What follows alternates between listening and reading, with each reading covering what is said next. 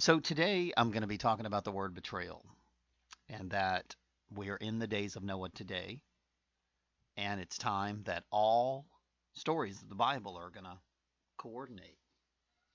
You're going to have Moses, um, in other words, people betraying the law of God, the Ten Commandments.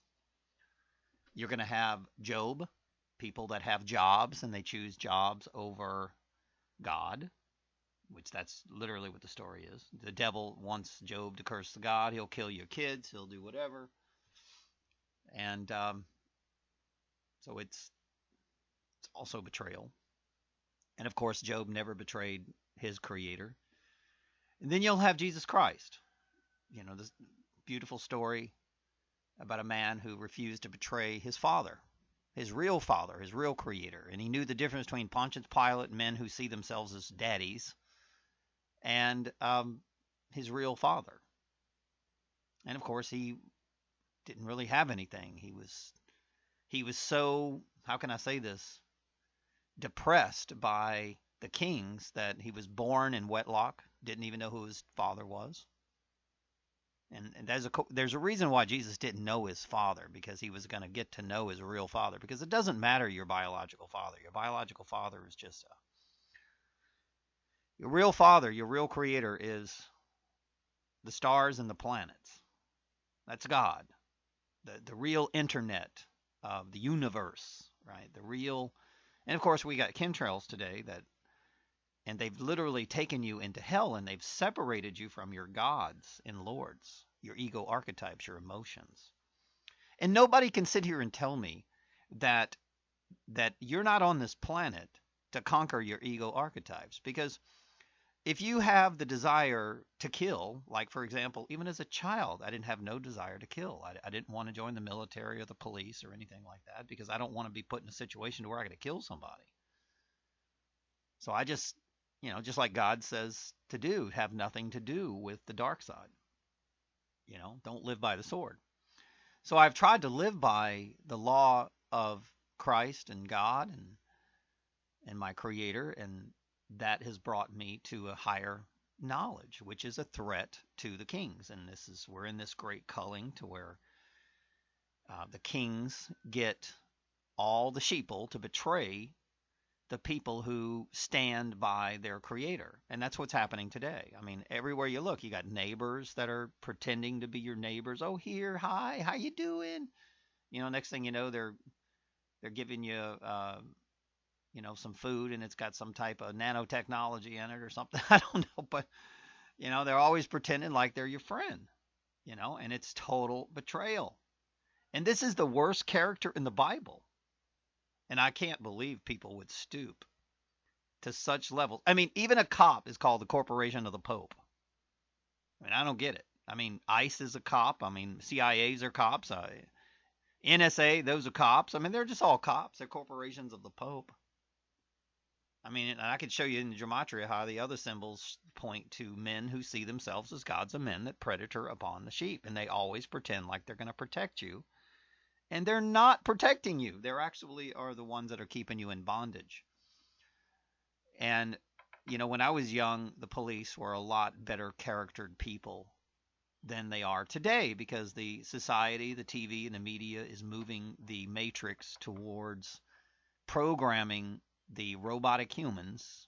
Because I don't care what anybody says, the people who killed Jesus Christ were Roman soldiers, same as cops today.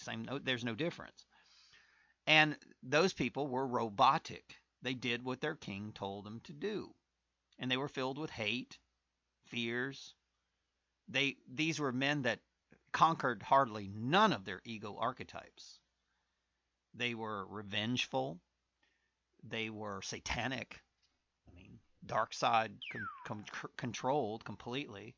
They were willing to betray. If somebody, they were order followers, so they were doctrinated. And when you watch that movie, The Passion, you will see how evil these men are. And in the movie Legion, they open it up and they showed a police officer driving through poor neighborhood, and he had his finger pointed like a gun. And he's like he wanted to kill all these people. And that's when God judges mankind. And we're in those days. I keep trying to tell this to people. So I'm going to go through Gematria and I'm going to kind of show you what betrayal is and how it resonates within its symbology towards good and evil, basically. I mean evil. And personally, I believe that this is the major archetype that God does not accept in heaven. This is the one. And it's funny, you're watching people all around the world. You cannot tell me that we're been by pollution and air pollution and chemtrails and all this stuff. You cannot tell me that we've been separated from the stars and that now we have an internet, a computer that we get all our information from. You can't tell me that. This is a fact. And now you see, I'm 52 years old, so now I see more people betraying people than ever before. So when you're separated from your God, how will you still be loyal to your God, your real creator, or will you be loyal to money and power, authority figures? Will you follow orders? And that's betrayal. I mean, that it's not only betraying the people that God chose to bring you out of bondage, but it's also betraying your creator, which there's no worse crime. Period. There's no worse crime on earth. You do not want to wear bugs and go visit your friends and pretend like you're best friends. You don't want to do this. And here's a crazy thing is Judas Iscariot was very much loved by Jesus Christ. You need to read the story. He loved Judas Iscariot with all his heart. And the people that betray me, I love them too. I mean, it's unbelievable. And it's happening today. And it's like I was put on this planet to judge the living and the dead. And personally, I don't judge people, but God is watching how people react to where men who live by the law of God, how people react to these men that live by the law of God. For example, I don't believe anybody should be able to tell me how to build something or, this is my freedom. It's been stripped from me. This is my religion. This is my constitutional rights. This is my loyalty to the men who died before me. Right? If I conform to the New World Order bullshit, then I've betrayed even the men who fought and died for the Constitution. And I'm not going to do that. I'm not going to conform, vaccinate your children. No, I'm not. I mean, I'm not going to conform to this bullshit. Too many men died for our freedoms for you to betray these men in these graves. And believe you me, we're in the times where the people rise from the grave. So, all right, let's go through Gematria on this. First of all, you have to be. Be is to be or not to be, and that's what the poems are talking about, right? That's the number 7. All right, the beast of the east, which you might as well just write a letter P, right? The Pope and the tray. Now, I call this the cross with Ra and man. That's what I see it as, because Y is a symbol of the Y chromosome man, and T is the cross, which is 20. You add these up, you get 4 and 5. There's the number 9 again. It's always 9. So you got 7 to be, and then, of course, 9. And then, of course, 10, which is Ra. He's perfection, the Alpha and the Omega, light. And there's the beast again. So the cross is in the center, and then you've got the beast, the Pope on this side, and you've got his other symbol, the beast, AL 13, the number 13 on the other side. So, in other words, evil surrounds Ra and man on the cross. And that's the way I see this.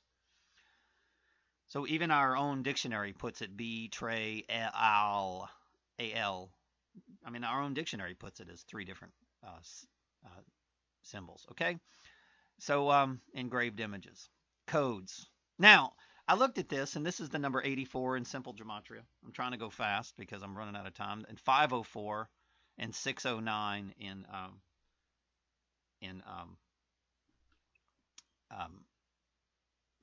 I'm running out of time. Okay, so let's go.